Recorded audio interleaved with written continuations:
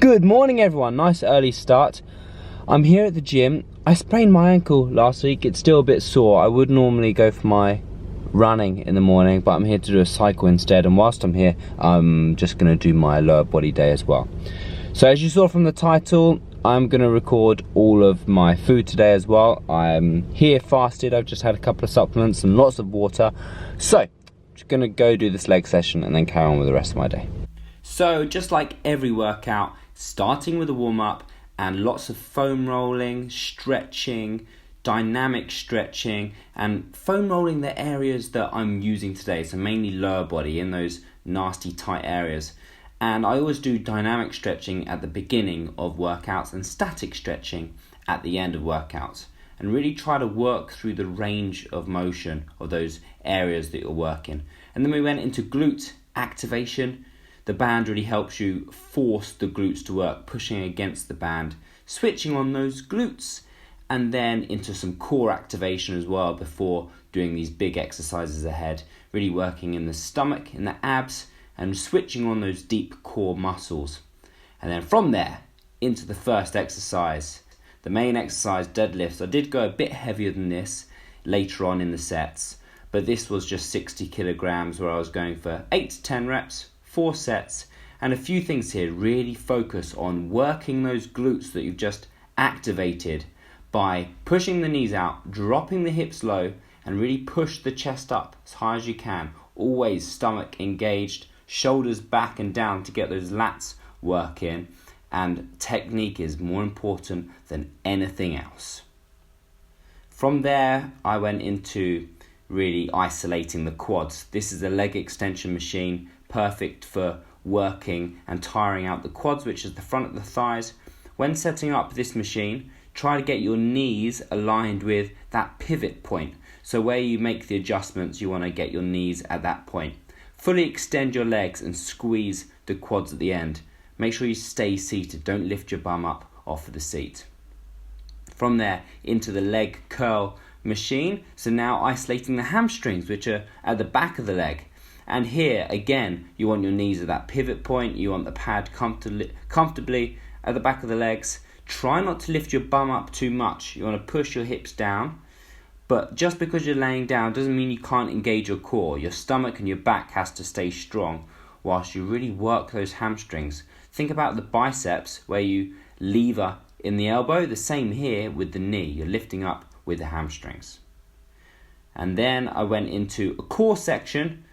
Some TRX exercises to get the core really working. This is the suspended crunch. First of all, going for 10 reps of each exercise for 3 sets.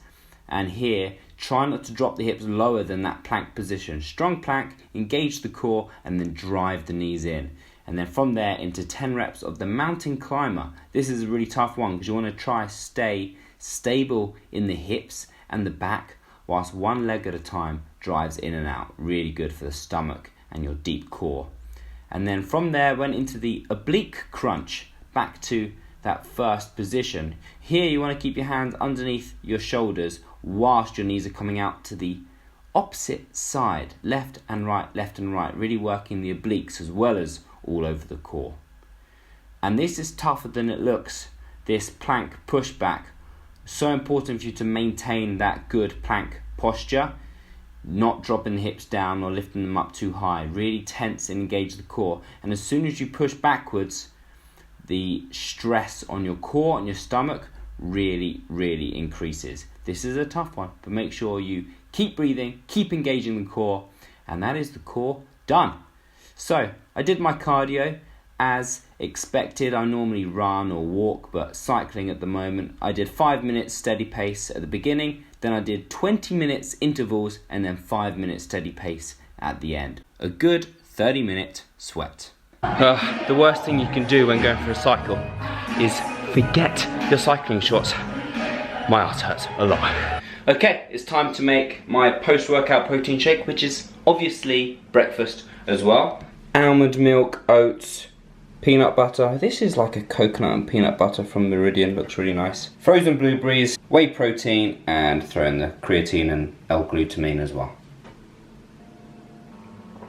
So when it comes to the macronutrients, of this breakfast, which are the protein, fats and carbohydrates. We've got the protein from the whey protein powder, the carbohydrates from the oats and the blueberries, and the fats from the peanut butter. And then you've got micronutrients in the blueberries especially, and then the sports supplements in the creatine and the L-glutamine.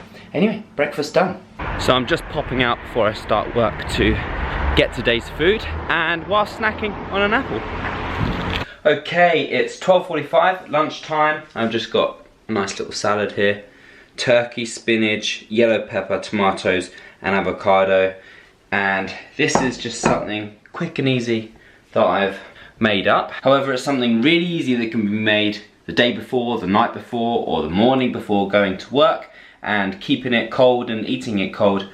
I'm lucky that I can work from home today and cook and eat this as I go. And when it comes to the nutrition here, we've got loads of nutrition, lots of colour. We've got the protein in the turkey, we've got the healthy fats and omega-3s in the avocado, and lots of vitamins and nutrients in all the vegetables. So quite low in carbohydrates, but I'll get some more later on. Snacking between meals, a necessity in my opinion. I don't know how people go all day without eating.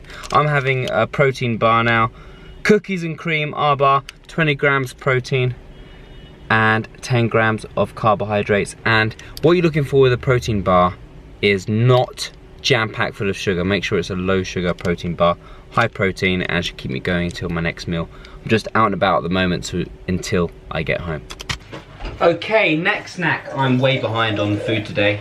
Gonna have these, what are they called, multi-grain crackers. I've just boiled 2 eggs and gonna have that with some cucumber.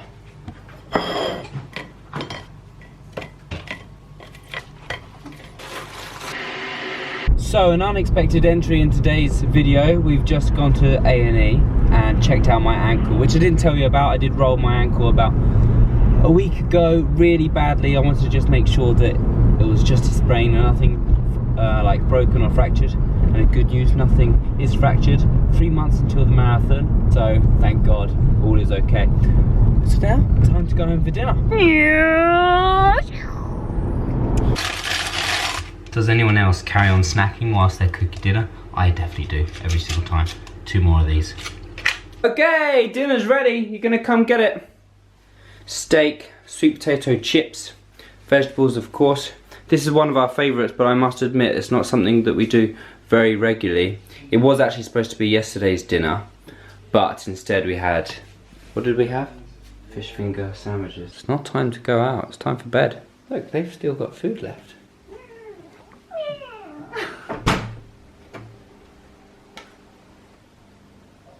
So that's it for today's video. Any questions, comment underneath, and please subscribe to my channel if you haven't already. Good night from Pickle. Good night.